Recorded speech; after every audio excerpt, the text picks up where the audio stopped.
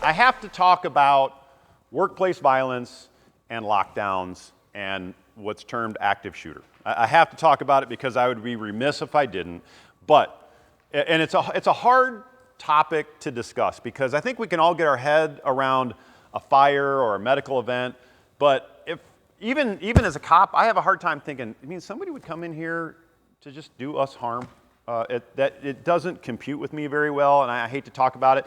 And quite frankly, that event is a 0.000001 piece of this whole puzzle. Likely, and we'll spend a lot more time in training and working on the medical event in the back of the sanctuary, because that's really what you'll likely see. But we do need to talk about it, because two things. What we found here is I use this slide for workplace violence. Maybe it's not that they're coming in to hurt us as a congregation or they have anything against Impact Church, but it could be the domestic dispute in the parking lot that elevates. It could be something else. Could be, they're handing off their kid or all. And churches, we attract a little bit of that because people view it as a safe place. So I don't know, has anybody ever seen some parents maybe handing off their kid in the parking lot here? They do it either churches or I'm laughing, or the police department. So this is a true story. My church, Chaparral Christian, is right on the border of Phoenix and Scottsdale. So I don't know if you get this here. I'm gonna check into it. I'm going off script, all right? But I'm gonna tell a cop story. You guys good with this? So anyway, it's right on the border, and the way that the arrest laws work is if a person has an arrest warrant in Phoenix and they are contacted in Scottsdale, it's still Phoenix responsibility to take care of that arrest, okay? So what happens is, and there's a reason I'm telling you this. What happens is, let's say somebody gets arrested in Scottsdale, downtown, and turns out, hey, you know what, you've got a Phoenix warrant for whatever. They will come and then, they being Scottsdale, will come and hand that person off to us, and then we'll process them. So where do you think they pick to do that little handoff? Yeah, well, something on the border, because they want to drive the shortest distance, and so do I. But a lot of times it was Chaparral Christian Church, like in the back parking lot, and I'm like, hey, can we? We had a school there, and I'm like, nothing like, because you have to, hey, let's take the handcuffs off and put mine on. Like, the amount of things that can go bad there and usually do are something, a whole separate story. But I could see that happening here too, because you're right on the border. Or for my PV guys, same deal. They contact somebody, they may do it. Scottsdale could do it at your church as well. So just something to think about. Churches are a place where people come and do that sort of thing, where they have meetings, they feel like it's a safe place. So my point is this can happen. Now, our goal is to make a problem like this a parking lot problem and not a sanctuary problem, because those are two very different things. Or worst case, it's a lobby problem, but we want to keep them out of the sanctuary if possible. But just know that happens. You're talking about 400,000 when you say aggravated assault. That's like more than just a fight.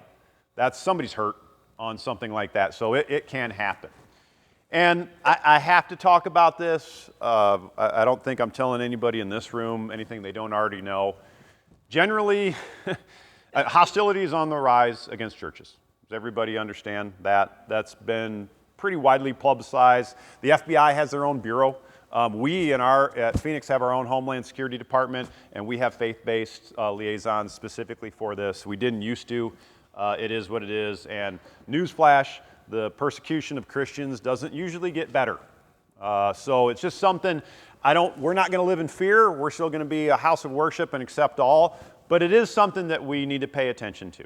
Okay, we are the shepherds of our flock. So just bear that in mind, that this probably isn't going away.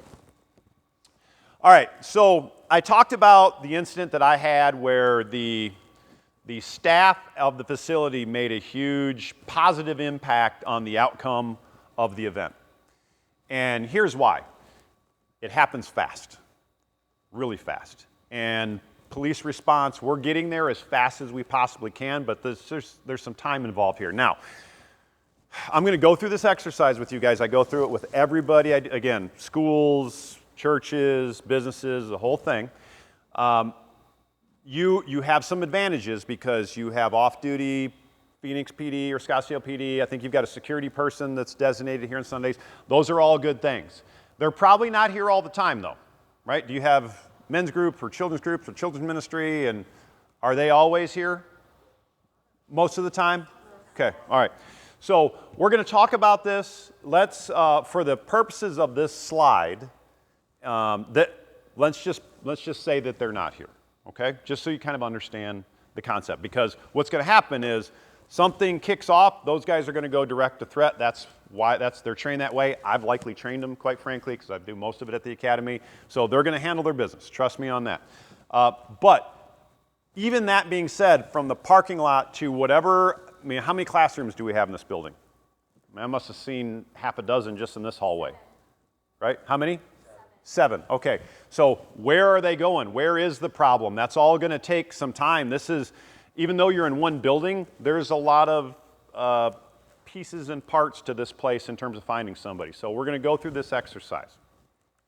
And what I want you thinking about is, before police get there, even if it's your guy in the parking lot,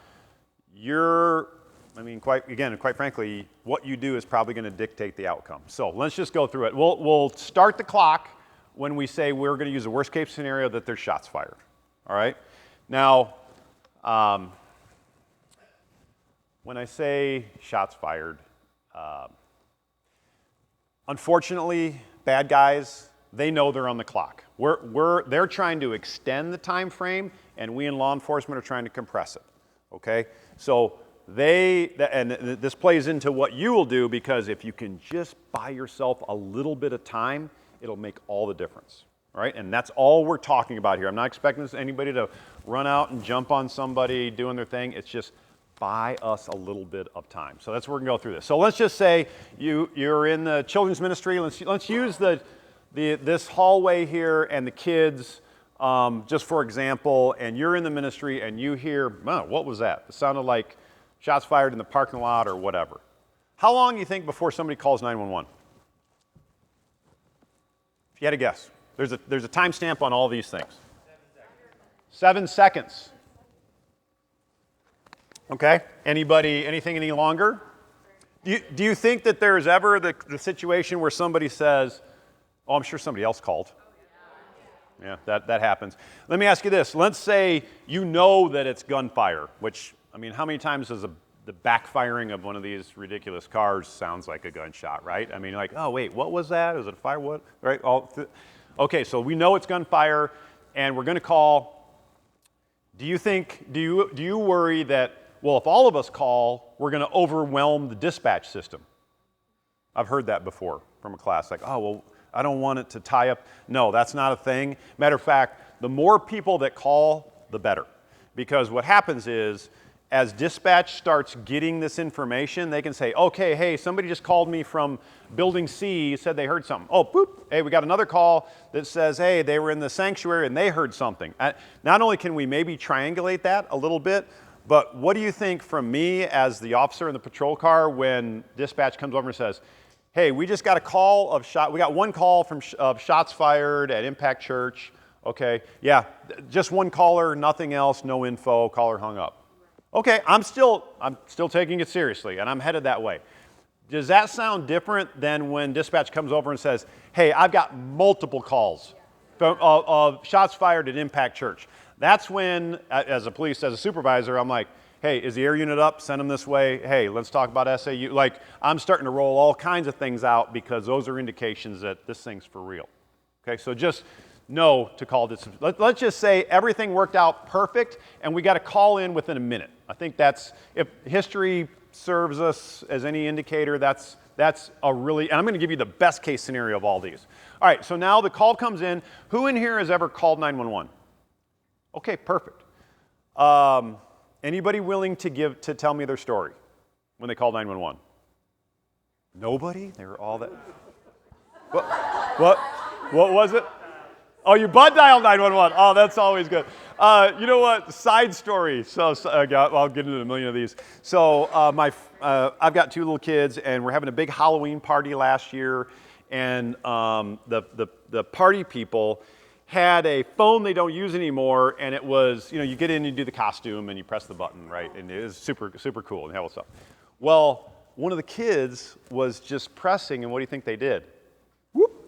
Hey, even if you're not hooked up, that phone still sends an emergency message to 911. I didn't know that. I do now. Scottsdale PD shows up, it's like, hey, happy Halloween. We're also getting the 911 call here from this sort of thing. So it happens. All right, so who has a 911 story? Yes. Yeah, my husband had a seizure, so I called 911. Okay, perfect. Where were you? My house. Okay. So this will be a good example to go off of.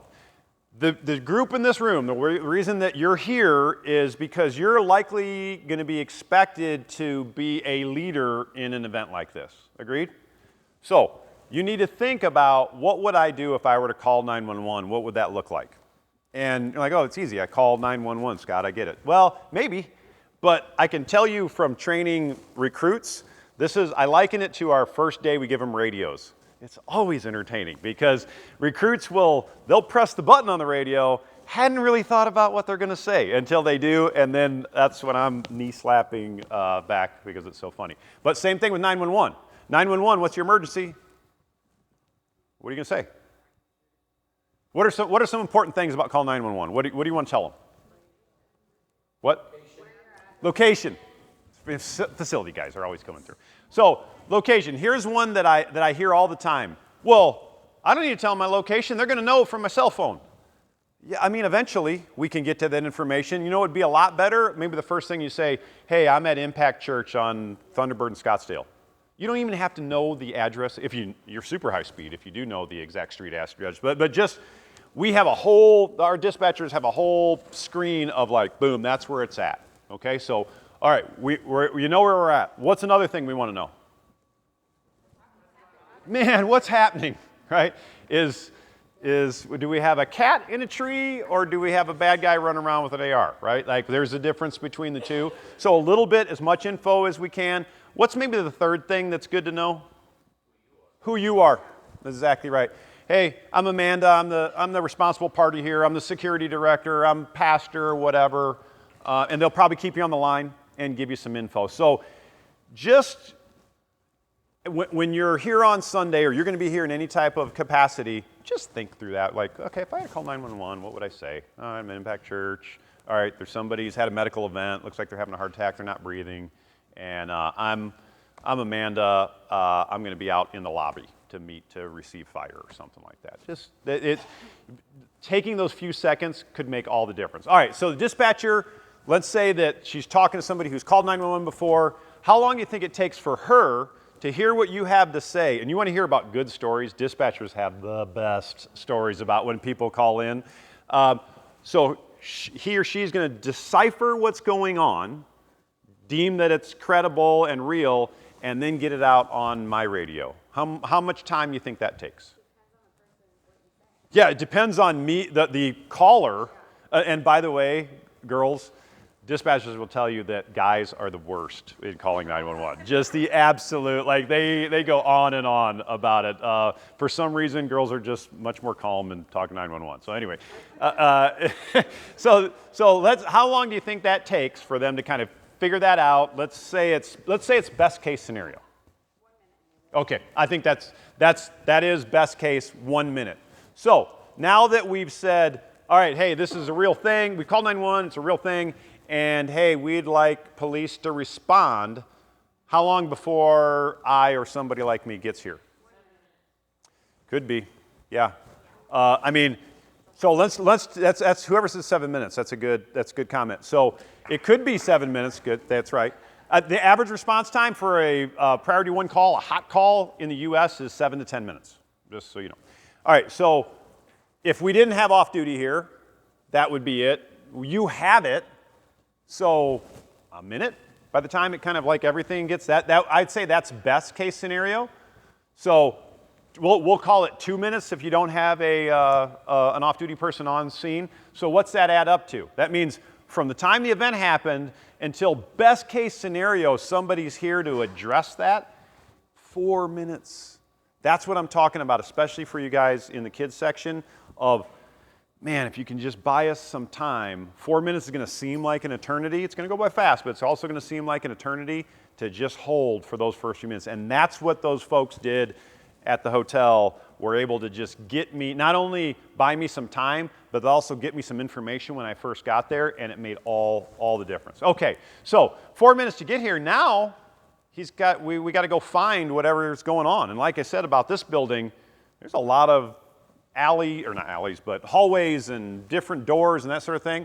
How long before you think, well, he's got to get in, let's just say one of the doors is blocked or whatever the case is, right? And this is a big one more for schools because school doors are generally locked, so then when I get up to the front door, I got to break that one just to get in and try and find our guy, so that takes a minute. I'll give you that one. Let's say it's a minute. How long do you think it's going to take us to find this guy? I mean, let's say best case scenario is another 1 minute. That's a total of 6 minutes. So it's 4 minutes before anybody's even in the parking lot. It's another couple minutes before we can get in and at least get this person, that they're focused on us and not just innocents. So the whole purpose of this entire emergency operation plan is to buy us a few minutes for police to get in there and address the problem, okay? Like I said, about 70% of these incidents are over in 5 minutes. So again, they know that they're on the clock. I can tell you that when you see this last bullet point here that says participate in your own survival, and we're going to talk about a locked door here in just the next slide.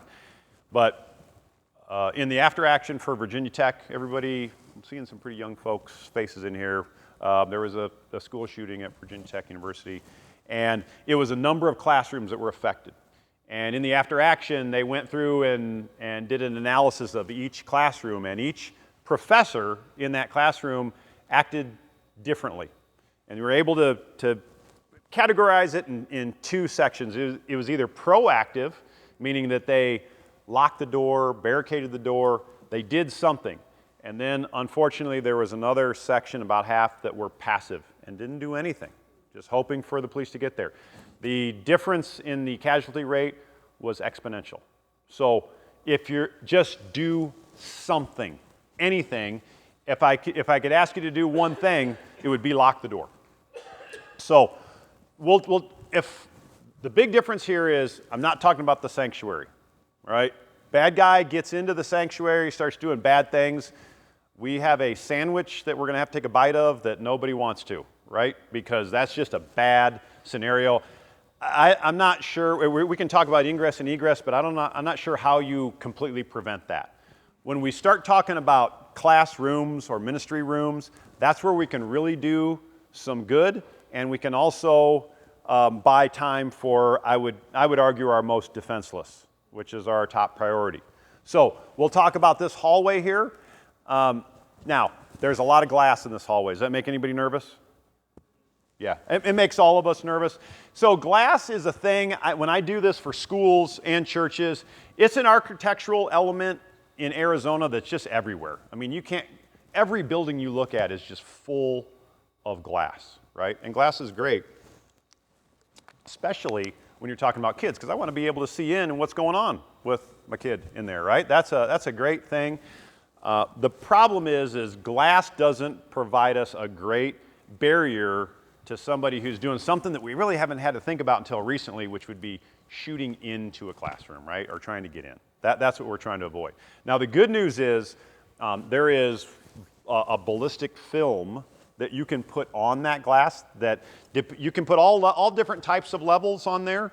And we're working with your church on this one. We'll put a ballistic resistance film that can actually can keep rounds from penetrating all the way in and causing damage. So great, we can fix this glass problem, we'll call it. So, and it will be clear, so you can see everything that you want to see. It won't look like Fort Knox or anything like that, but it'll provide us some barrier. So that being said, once we get that glass coated correctly, and you've got some coating on the doors, but we'll get the rest of it taken care of. Once we get that coated, we want to get those kids behind the locked door. So even if you look at you look at these doors right behind you, they're called steel frame solid core doors. And even the glass doors behind it, once we get them fortified, that's a steel frame. That is a big effort to get through a door like that, all right? So after Sandy Hook happened, they had probably the biggest after-action debrief of all time on school shootings, and it was, everybody in the world was involved with this thing. I think it took like 18 months to do, so on and so forth, and they came out with some awesome stuff. The number one recommendation that came out of that 18-month after-action report was this: there has never been an event in which an active shooter was able to breach a locked classroom door. Think about that. That's just I'm not saying it could never happen. I'm just saying that it's never been possible, and here's why. In running TAC teams, and if I had to serve a search warrant, now I'm the one that has to get through the door, right? So doors are a thing that I spent a lot of time on, and I have a breaching team. That's all they do is get through doors. If we were to go scout somewhere that we have to serve a search warrant on, and we saw a door like that, or even a fortified glass door, that's a big problem, because I know I'm on the clock. Same with me, because I'm trying to get in there kind of quick.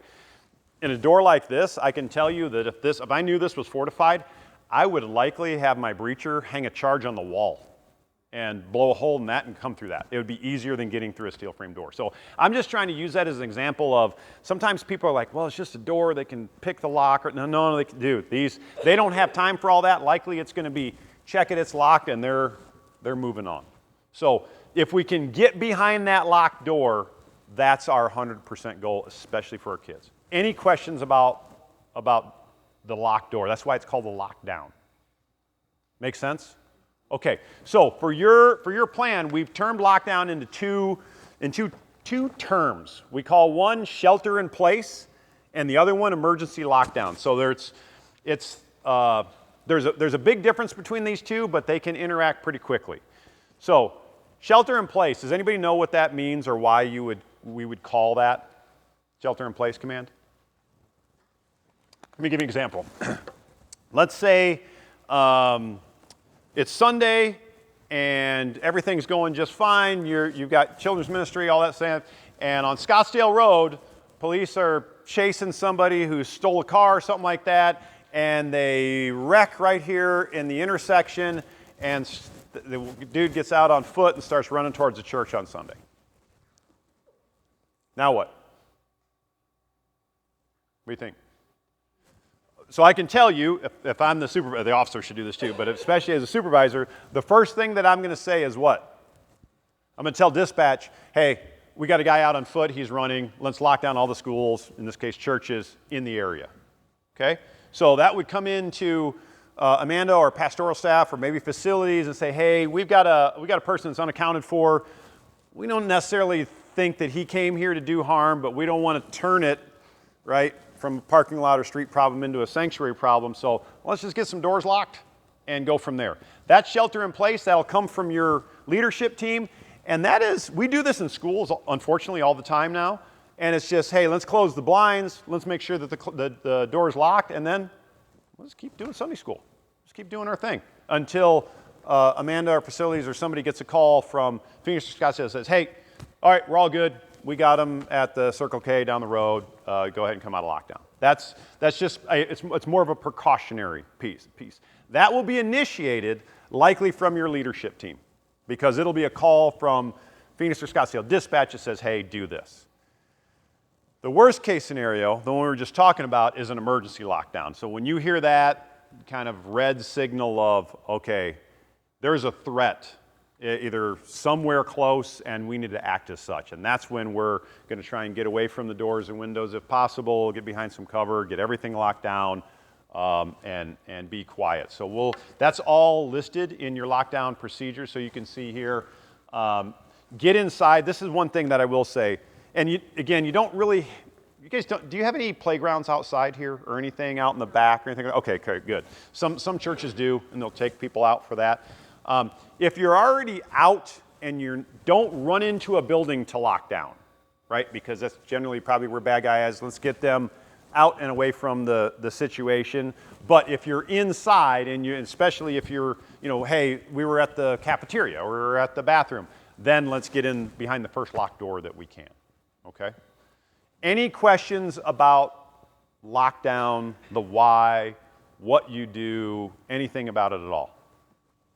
Yes? Where do your lobby? Lobby teams in general. So we have like our greeting team, our donut team. Oh, lobby teams. Yeah, all of those people are just kind of out there. Sure.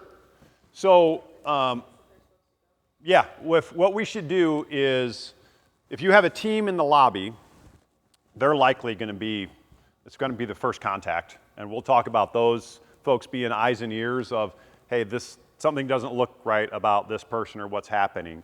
And then if it just kicks off, worst case scenario, they should find a locked door to get behind. Now, you are developing some security teams where they would be the lead on that, and they will likely be in the lobby and one in the sanctuary and probably one in the parking lot as we're over. And they will direct that of, hey, let's make sure that these doors get locked, anything that we can do, and then all the rest of us, let's get behind a locked door and start getting some information to the cavalry and out on our app. That's a good question. Any other questions about that event specifically? Again, I can't stress, I know we spent a lot of time on it here, but I can't stress enough how low frequency that particular event is. But for this team, you should at least have a little concept of why we would do what we do and what we would do just in case. Fair point? Okay.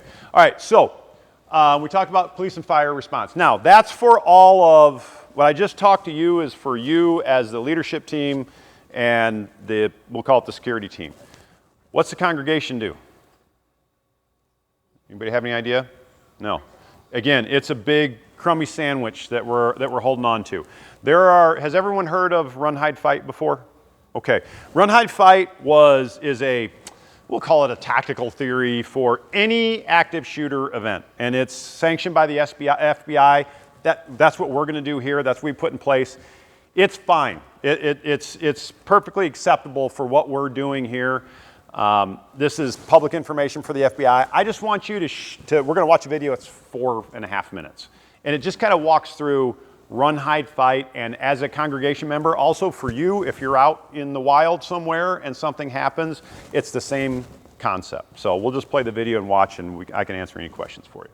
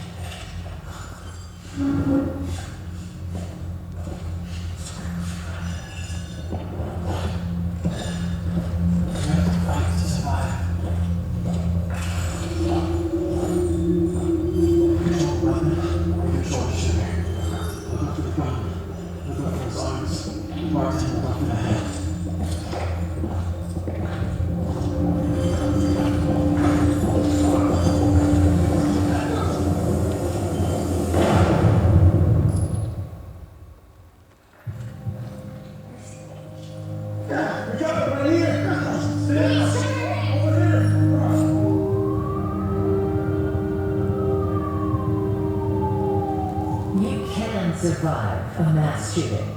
If you're prepared.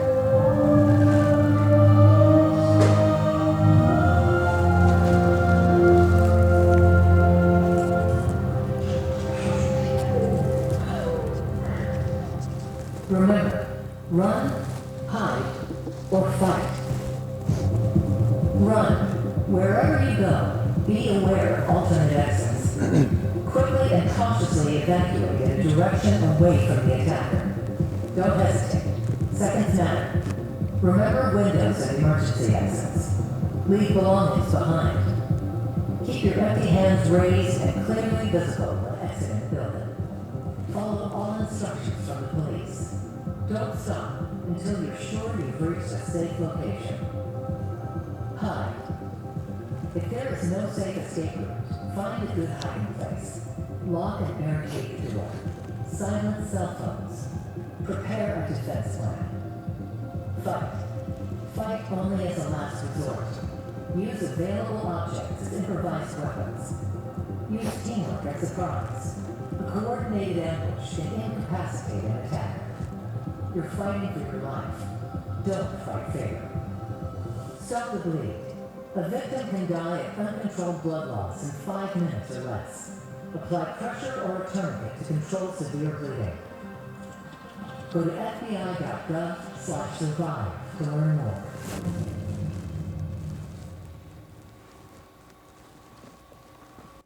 Okay, it's not a great topic to talk about. I don't enjoy it, but understanding what to do or what this is termed as the best case for survival is important, especially for this team because likely your entire congregation hasn't watched this video or doesn't know what to do or would be overwhelmed with surprise and all those sorts of things.